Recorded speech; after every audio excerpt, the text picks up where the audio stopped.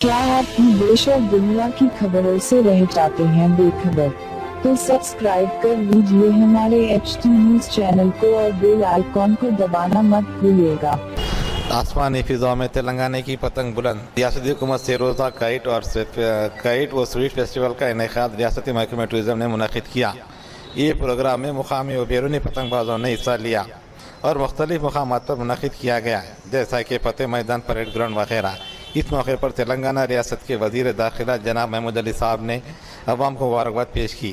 इस प्रोग्राम में नायब सदर जमहूरिया हिंद वेंकैया नायडू साहब ने मेहमान खुसूसी की हैसियत से शिरकत की।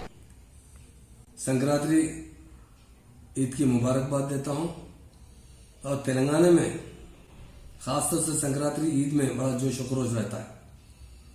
आज नहीं, हम बचपन से देखते आ रहे हैं, पतंगबाजी की जाती है बहुत, चूंकि बहुत कंपटीशन होता है इसके अंदर और बिला मजहब मिलत सभी मिलकर खुशियां बांटते हैं, खुशियां मनाते हैं।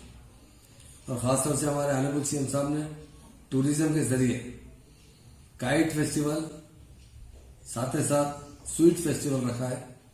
डेफिनेट ये दोनों भी बहुत अहमियत के हामिल है। परेड ग्राउंड पर हमारे vice president of India honourable Venkaiah Naidu साहब इनाग्रेशन किए हैं।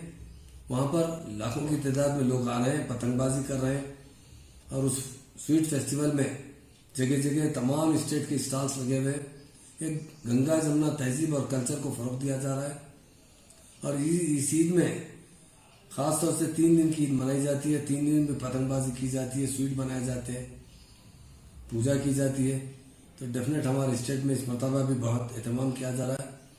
टूरिज्म डिपार्टमेंट को भी मैं मुबारकबाद देता हूँ।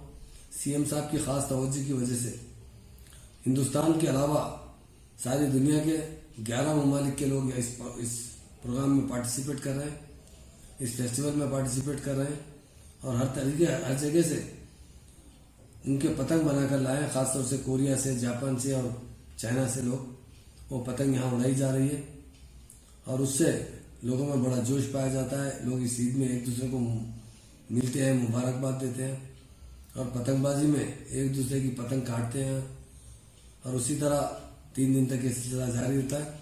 मेरी जानिब से तमाम भाइयों को, खासतौर से हमारे स्टेट के भाइयों को, सबको दिल की गहराई से संक्रांति ईद की मुबारकबाद देता हूँ।